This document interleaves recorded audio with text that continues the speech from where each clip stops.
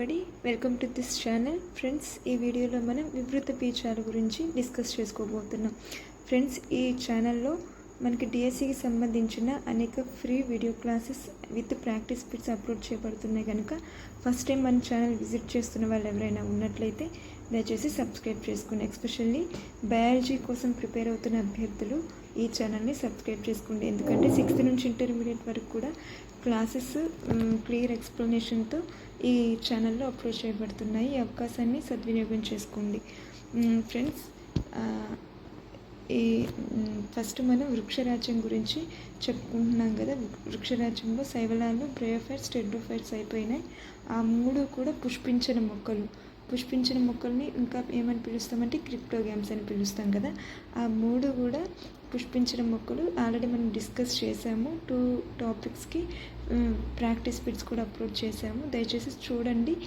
Next వీడియోలో వీటి మీద కూడా ఫ్రీ ప్రాక్టీస్ బిట్స్ అప్లోడ్ చేస్తాము. తప్పకుండా ఈ ఛానల్ని ఫాలో అవుతూ ఉండండి. మీ డిఎస్సి ప్రయాణంలో చివరి వరకు కూడా ఈ ఛానల్ మీకు హెల్ప్ చేస్తుందన్నమాట, మీకు తోడుగా ఉంటుంది. సో ఈ ఛానల్ని మీరు తప్పకుండా సబ్స్క్రైబ్ చేసుకోండి. లెసన్ చక్కగా వినండి, ప్రాక్టీస్ బిట్స్ ప్రాక్టీస్ చేయండి. తద్వారా మీకు మంచి రిజల్ట్ అయితే కనిపిస్తుంది. సో ఫ్రెండ్స్, లెసన్లోకి వెళ్దాం. వివృత బీజాల గురించి మనం చర్చించుకుంటున్నాం. శైవలాల్లో ఆల్రెడీ మనం డిస్కస్ చేసాం. Rhodophyceae, phaeophyceae, chlorophyceae. అట్లాగే బ్రయోఫైట్స్లో లివర్ వర్డ్స్, హార్న్ వర్డ్స్, మాసుల గురించి డిస్కస్ చేసాం. అట్లాగే టెరిడోఫైట్స్లో క్లబ్ మాసుల గురించి, హార్స్ టైల్స్ గురించి, ఫెర్నిల్ గురించి డిస్కస్ చేసాం. అయితే ఈ వివృత బీజాల గురించి ఇప్పుడు డిస్కస్ చేస్తున్నాం. వివృత బీజాలు అంటేనే ఓపెన్, అంటే వాటి యొక్క అండాలు ఎట్లా ఉంటుంటే ఓపెన్గా ఉంటుంది, దేని చేత ఆవరించబడకుండా. అండాలు అండాశయాలతో ఆవరించబడి ఉంటాయి కదా, అట్లా ఆవరించబడకుండా ఓపెన్గా ఉంటాయి కాబట్టి వివృత బీజాలు అని పిలుస్తాం. ఇవి ఏంటి? పుష్పించే మొక్కలు అనమాట. ఈ వివృత ఆవృత బీజాలు రెండు కూడా పుష్పించే మొక్కలు.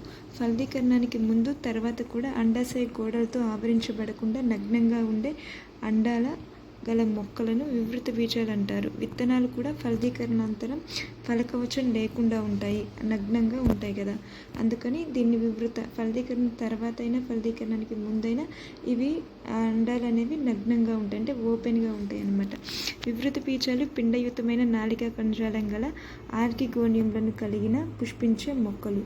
ఇవి మధ్య రకపు వృక్షాలు లేదా పొడవైన వృక్షాలు లేదా పొదలు. మనం చూస్తున్నవన్నీ కూడా వివృత బీజ మొక్కల్లో ఒకటైన సెక్వియా అనే పెద్ద రెడ్వుడ్ వృక్షం అతి పొడవైన వృక్షాలలో ఒకటి. సెక్వోయియా అనే రెడ్వుడ్ వృక్షం అనమాట. అది ఏ వృక్షం అంటే రెడ్వుడ్ వృక్షం.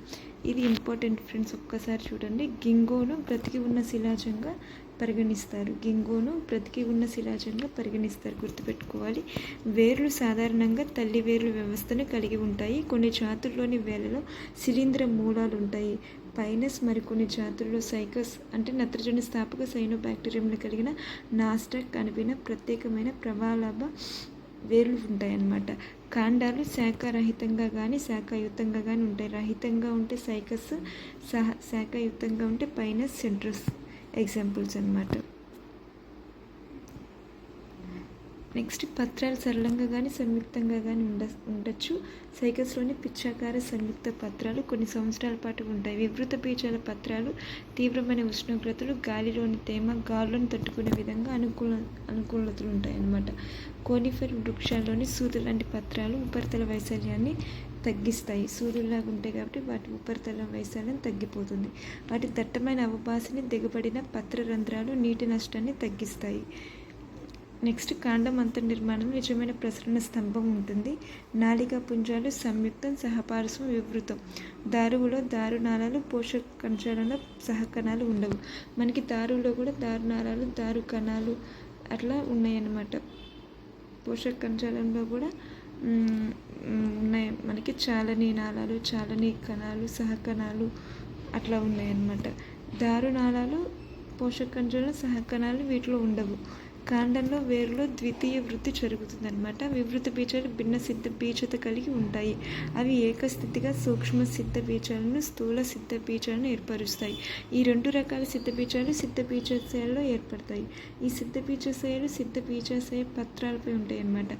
ఈ సిద్ధ బీజాశయ పత్రాలు ఒకే అక్షంపై సర్పిలాకారంలో రౌండ్స్గా అమర్చబడి శంకు నిర్మాణాన్ని లేదా స్ట్రోబిల్లస్ లాగా ఏర్పడతాయి. పురుష ముక్కుపై ఉండే సూక్ష్మ సిద్ధ బీజాశయాలను కలిగిన సూక్ష్మ సిద్ధ బీజాశయ పత్రాలు పురుష శంకుగా అంటే పురుష పుష్పంగా ఏర్పడతాయి.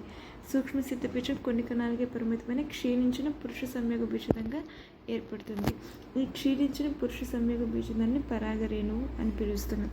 పరాగరేణువు అంటే ఏంటంటే క్షీణించిన పురుష సంయోగ బీజదం. క్షీణించిన పురుష సంయోగ బీజదం పరాగరేణువు.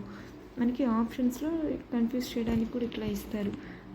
పురుష సంయోగ బీజదం పెరుగుదల సూక్ష్మ సిద్ధ బీజంలోనే జరుగుతుంది. అండాలు లేదా కవచయుత స్థూల సిద్ధ బీజాలను కలిగిన స్థూల సిద్ధ బీజాశయ పత్రాలు కలిగిన శంకును స్త్రీ స్ట్రోబిలస్, స్త్రీ పుష్పం వంటిది అని అంటారు. సూక్ష్మ సిద్ధ బీజాశయ పత్రాలు, స్థూల సిద్ధ బీజాశయ పత్రాలు ఒకే మొక్కపై కానీ లేదా వేరువేరు మొక్కలపై కానీ ఏర్పడవచ్చు. అండాంతః కణజాలంలోని ఒక కణం స్థూల సిద్ధ బీజాశయ మాతృకణంగా విభేదనం లేదా మార్పు చెందుతుంది. అండాంత కణజాలం అండ కవచంతో రక్షింపబడుతుంది. సంయుక్త నిర్మాణాన్ని అండం అంటారు. స్థూల సిద్ధ బీజ మాతృకణం క్షయకరణ విభజన చెంది 4 స్థూల సిద్ధ బీజాలను ఏర్పరుస్తుంది. సిద్ధ బీజాలలో ఒకటి స్థూల సిద్ధ బీజాశయం లోపలే బహుకణయుత స్త్రీ సంయోగ బీజంగా పెరుగుతుంది. మనం ఆల్రెడీ పైన చూసాం, టెరిడోఫైట్స్లో చూసాం. ఇది 2 లేదా అంతకంటే ఎక్కువ స్త్రీ లైంగిక అవయవాలతో ఉంటుందన్నమాట. ఈ బహుకణయుత స్త్రీ సంయోగ బీజం కూడా స్థూల సిద్ధ బీజాశయంలో ఉండి అంకురఛదం అని పిలువబడుతుంది. బ్రయోఫైట, టెరిడోఫైట మొక్కలకు భిన్నంగా వివృత బీజాల్లోని స్త్రీ పురుష సంయోగ బీజాలకు స్వతంత్ర జీవనం లేదు. ఇవి సిద్ధ బీజాల మీద ఉండే సిద్ధ బీజాశయంలోనే ఉండిపోతాయి. పరాగ రేణువులు సూక్ష్మ సిద్ధ బీజాశయం నుంచి విడుదలవుతాయి. పరాగ సంపర్కం ప్రత్యక్షంగా కానీ వాయు పరాగ సంకల్పంగా జరగవచ్చు. గాలి ద్వారా పరాగ రేణువులు స్థూల సిద్ధ బీజాశయ పత్రాల మీది అండాలలోని అండ ద్వారాలను చేరుతాయి. పురుష సంయోగ బీజాన్ని కలిగి ఉన్న పరాగనాళం అండంలోని ఆర్కిగోనియం లేదా స్త్రీ బీజాశయం వైపు పెరిగి ఆర్కిగోనియం ముఖద్వారం తర్వాత విడుదల చేస్తుంది. దీన్ని నాళ సహిత అండ సంయోగం అని అంటారనమాట. మనకి ఎట్లా ఉంటుంది నిర్మాణం, ఇట్లా ఇక్కడ అండాశయం ఉంటుంది. ఇది కీలగ్రం, ఇది కీలం కదా. పరాగరేణువులు ఇక్కడ వచ్చి చేరినప్పుడు ఇది దీని ద్వారా ఇక్కడ అండాశయాన్ని చేరుకుంటుంది, రవాణా చేయబడుతుంది పరాగనాళం ద్వారా.